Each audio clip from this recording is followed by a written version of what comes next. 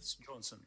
Thank you very much, and greetings to everybody. I want to congratulate President Volodymyr Zelensky particularly for bringing us together and for focusing our attention on Russia's illegal annexation of Crimea, because that land grab in 2014 was the direct precursor of today's war.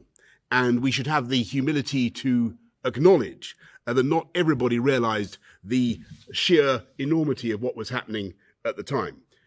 All of our countries, however, reacted with strength and unity after Putin escalated his onslaught against Ukraine on the 24th of February this year.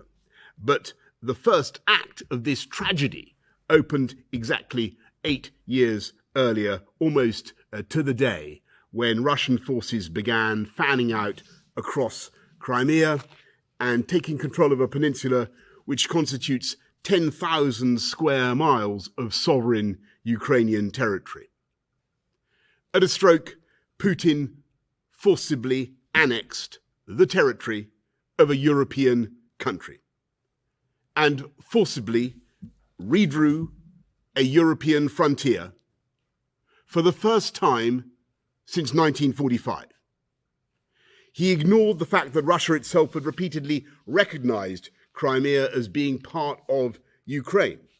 And he broke so many international agreements that I can't list them all, but they include Article 2 of the United Nations Charter, the Helsinki Final Act, and the Russia-Ukraine Treaty of Friendship.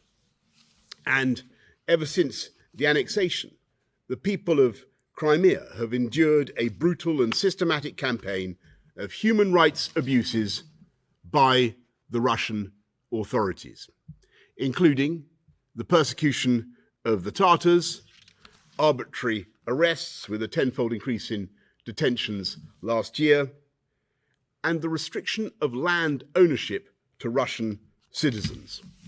Once he grabbed Crimea, Putin deployed more and more Russian forces in the peninsula, turning the territory into an armed camp from which to threaten the rest of Ukraine.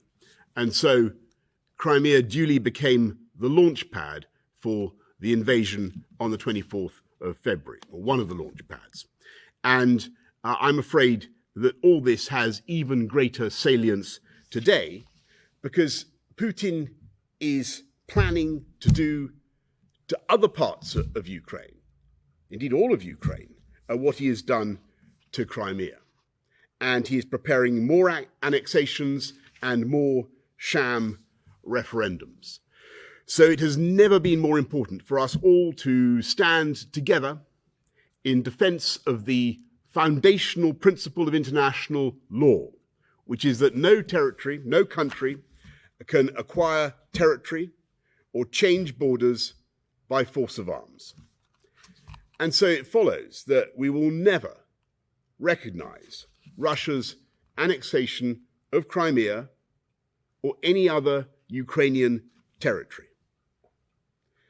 In the face of Putin's assault, we must continue to give our Ukrainian friends all the military, humanitarian, economic, and diplomatic support that they need, until Russia ends this hideous war and withdraws its forces from the entirety of Ukraine. Thank you all very much. Thank you, Prime Minister. Our next speaker is His